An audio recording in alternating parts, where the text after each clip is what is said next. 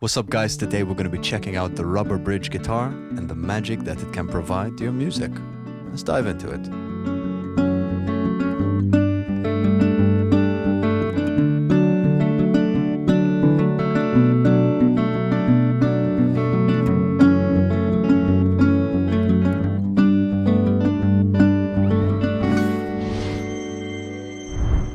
What's up, guys? Chris here. So like I said, we're going to be checking out the rubber bridge guitar, which I in fact have over here.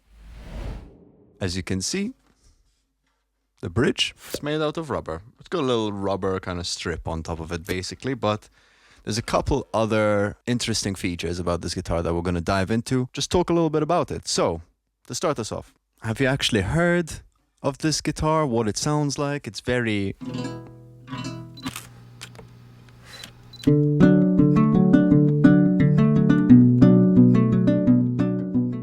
very kind of dry and not super sustained, very short but also a bit dark. Sounds really nice. So this guitar has recently come up on my radar. Maybe a couple of years ago I've been hearing it on songs of Phoebe Bridgers or Tiny Habits. Even Taylor Swift has included it in some of her songs. It's, to me, almost become quite an essential sound when dealing with the very folk-esque kind of music, which is really lovely and it's very much up my street. This is basically just a normal acoustic guitar that's been modified to have these features, safe to say. And so let's talk about all the important features this guitar has. First of all, the strings. We are using flat wounds on this. Not normally something you'd find on an acoustic, but they do exist. And they are very flat, very smooth. It almost feels like you're playing a fretless instrument, but obviously you can feel the frets underneath, but it's actually super smooth, very easy to play on flat wounds. So that's item number one. Item number two, obviously the rubber bridge. This is quite important. I mean, it's not gonna focus, but you can see that there is a little rubber bridge at the bottom of here, and the strings basically just rest on that. Is part of the reason they don't sustain super long and they're a little bit kind of dull, is in combination with the flat wounds and the rubber bridge. So you get that very dull sound, but really nice, especially when you pair it with a brighter guitar. Beside that, there's two features. Now, again, I have to shout out my man Jack Duxbury, because he was actually the first person to show me one of these guitars in person. And he's probably the kind of person that's done a lot more research on actually obtaining this kind of sound in particular. But what he was telling me was that a very common modification on guitars to achieve this kind of sound is to have two inputs, which you can see here. We've got two jacks. Now, the one he was showing me was for a pickup, such as this, and a microphone that was kind of built into the body of the guitar. This, however, has a piezo pickup, I believe, underneath the bridge here, as well as the pickup. Another thing he mentioned is that the pickup he was using on the guitar he had modified was quite hot, quite a high output, so you'd naturally get a lot of kind of saturation from that pickup, which sounds lovely. This one is a little bit softer, so between the pickup and bridge pickup, it's a lot cleaner. Sounds really nice either way. I really like the sound of it. This guitar needs a little bit of a setup because the last couple of strings are a little bit low in terms of action, so they start to buzz on the frets, but you get a capo on there, push it up a bit and it's fine. I think that's all the kind of specs about this guitar. It's not a very common guitar. It's called the Recording King. Shout outs to my friend Rob Jones, fantastic guitar tech. This is his guitar, which he has left at the studio. Basically, he bought it when he was touring with Biba Doobie in America, and it's wonderful. Really lovely to have it here. So figured might as well make a video on it whilst it's with us. So diving into the sound. Now, I've already gone ahead and recorded some audio examples just so we can have more of a discussion and then I can just cut to the recording. But when I'm hearing this guitar sound, at least in the songs that utilize it, there's a couple different variations of how people are using all the inputs. So you've got both pickups or a microphone or however, and then how are they layering it exactly?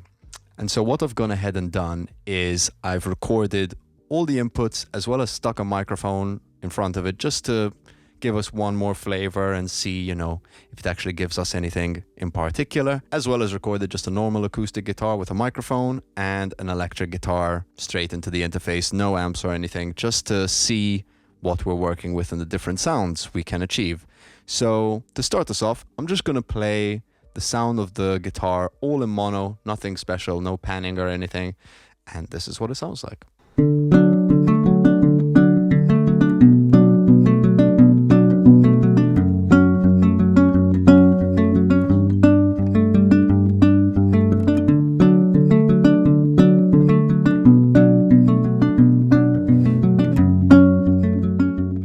Like I said, that's all the channels all at once. I'm just going to play them one at a time so you can hear what the difference between them is.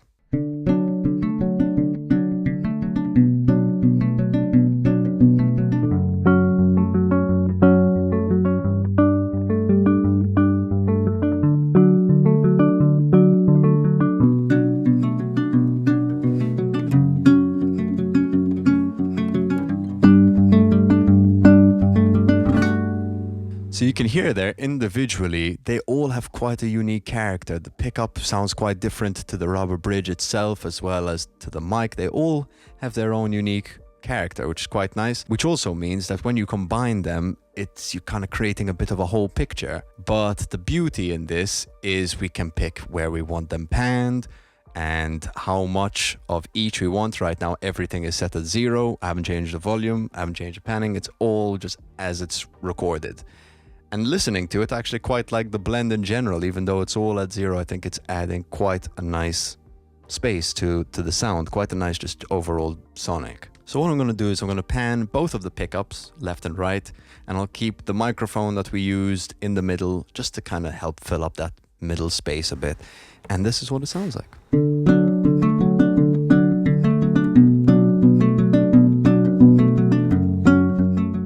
So when I hear that, I think, wow, this is so close to that sound that I love hearing in these kinds of records.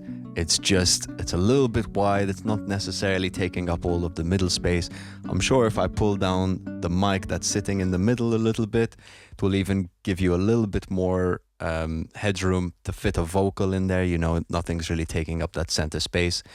But even just the 3 channels combined, I really like the sound of it. I think it sounds really nice and warm.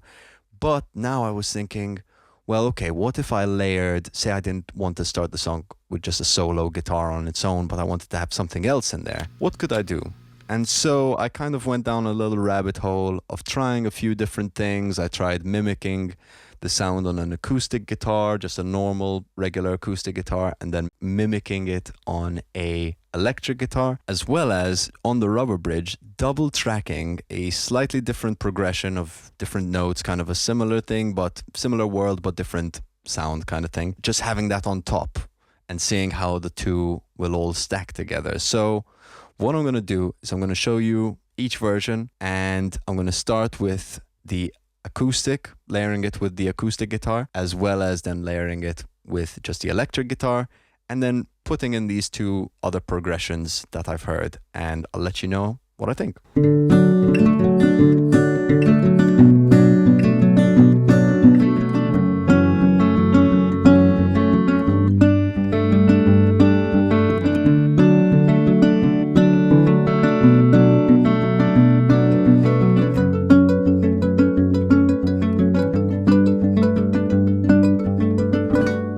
So listening back to these examples made me realize how much I enjoyed the combination of the original rubber bridge recording and the electric guitar. When I heard it, I was like, this sounds like what I hear in these records. It sounds like that sound, you know? And listening with the other layers sounded quite nice as well. The double tracked kind of extra stuff on the rubber bridge guitar, way too much, way too overcomplicated. But I did play the 2 of them solo just to hear what they sounded, and that was actually quite nice. It sounds like this.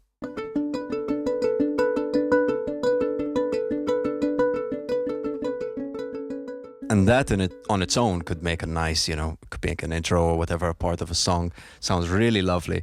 But when I heard that original with the electric guitar, I was like, this is the one for me. So another thing I would consider an important factor about this sound is actually the playing style. Right now it's a lot of this finger picking kind of sound. So I wanted to see what strumming will be like in regards to, you know, recording the sound. And so what I did was I've got one take, which is just the kind of stereo version of a single guitar. So I've got the bridge panned one way, the pickup panned another way, mic in the middle. That's just it on its own, and we're going to hear it as a strummed guitar. And then the other one, we've basically double tracked it, and I've got one guitar panned on the left side, one guitar panned on the right, and that's including all of their respective channels and microphones. So let's listen to that and see how it sounds.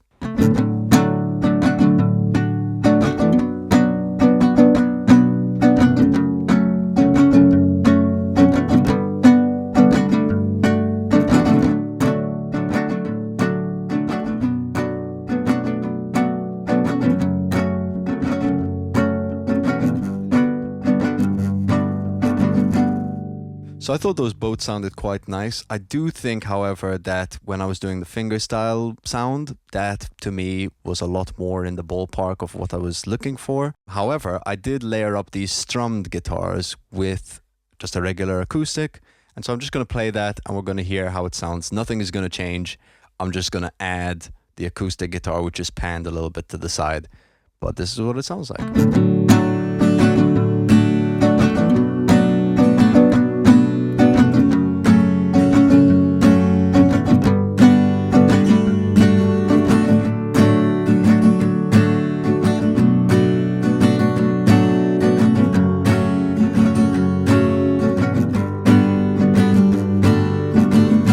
So with the addition of that acoustic guitar on the top, I actually really like the strumming sound now. Feels a little bit more appropriate. I think when it's on its own, it doesn't feel as effective. And maybe because this guitar is a little bit old and squeaky, it you know, sounds better when there's something else to mask the imperfections of it. But saying that, I did really like the overall sounds we could get with this, and with layered up with the acoustic, I find it sounds really nice. But for me, that finger style with the electric guitar, I'm just gonna give it one more blast.